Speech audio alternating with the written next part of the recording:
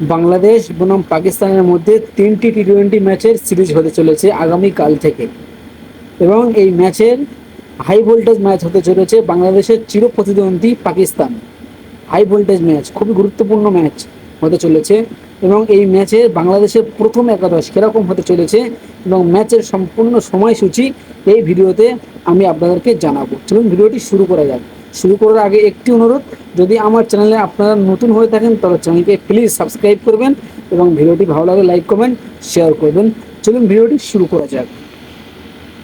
আপনারা সবাই জানেন যে বাংলাদেশ এইমাত্র দুদিন আগে শ্রীলঙ্কাকে টি-20 সিরিজ হারিয়েছে 2-1 ব্যবধানে।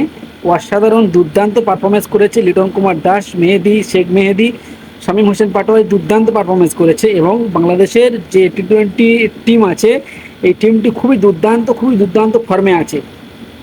এই টিমকে হারানো কিন্তু পাকিস্তানের পক্ষে খুবই কঠিন হয়ে যাবে, কারণ এই বাংলাদেশে এই যে টিমটা, তরুণ টিমটা খুবই দুর্দান্ত অসাধারণ ফর্মে আছে।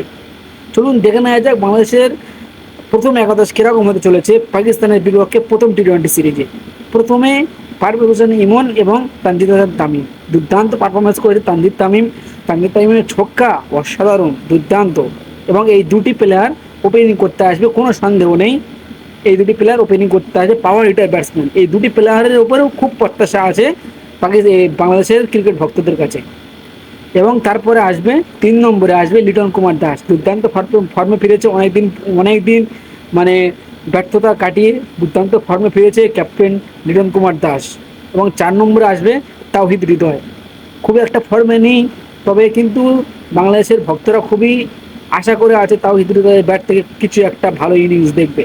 এবং 5 নম্বরে শামীম হোসেন পাটোয়ারি, অসাধারণ দুর্দান্ত ব্যাটসম্যান।